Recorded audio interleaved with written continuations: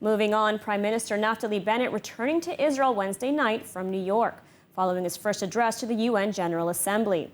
As Bennett sought to make his mark on the world stage without any gimmicks, he discussed topics such as the coronavirus, Iran, relations with the West, and the Arab world, though failed to mention the Palestinians even once.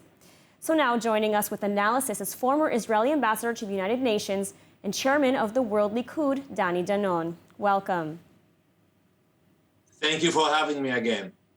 So first of all, what did you think of the Prime Minister's first address to the UN General Assembly? Well, like you mentioned, after a decade, we heard a speech from a different Prime Minister, which is not Prime Minister Netanyahu. So many people wanted to see the differences between the Prime Ministers. What I heard in the speech was that there are two main things that the Prime Minister decided not to speak about them. The first is the issue of the Palestinians. Any dialogue or peace agreement or negotiations, he ignored completely the issue without even mentioning even once the Palestinian issue. The second point is the Iran deal, the JCPOA.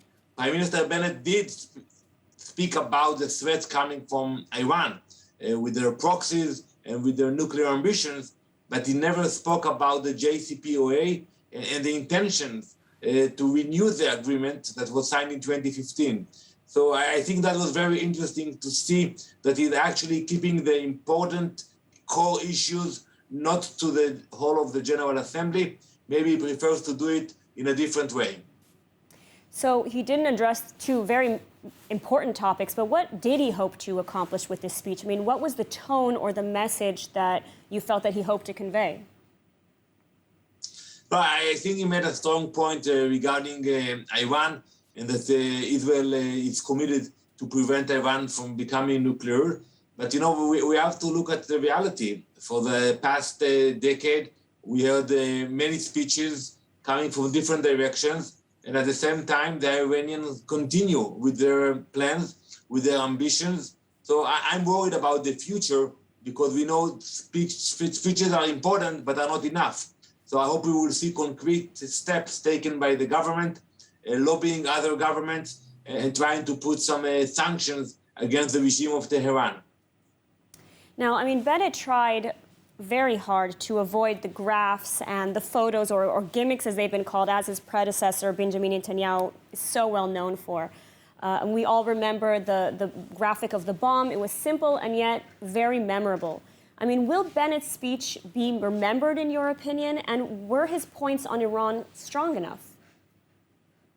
So I think from the beginning, the Prime Minister tried to downgrade his speech. Unlike former Prime Minister Netanyahu, who always wanted to create a build-up for the speech. He promised a sensation, a revelation. It didn't happen this time. On the contrary, Prime Minister Bennett said that nothing will be used. There will be no dramas during the speech. So you cannot actually come and say it's like an important moment that we can quote from the speech. Maybe he did it in order to make the distinction between him and Prime Minister Netanyahu. From my experience as the ambassador for 5 years at the UN, it's very effective. It's very effective to bring a picture, to reveal new information. And I used to argue a lot with the intelligence of the military that they will actually allow me to present information. I know that people remember when you bring something new to the table.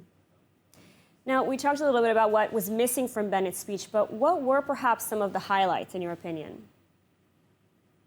No, I think that the way he described the leadership of Tehran today, it was very effective and precise, and it clarified to the world with whom we are dealing.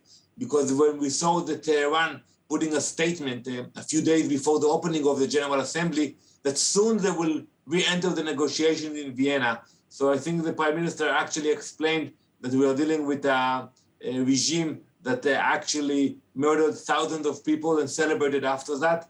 I think that was a very important point.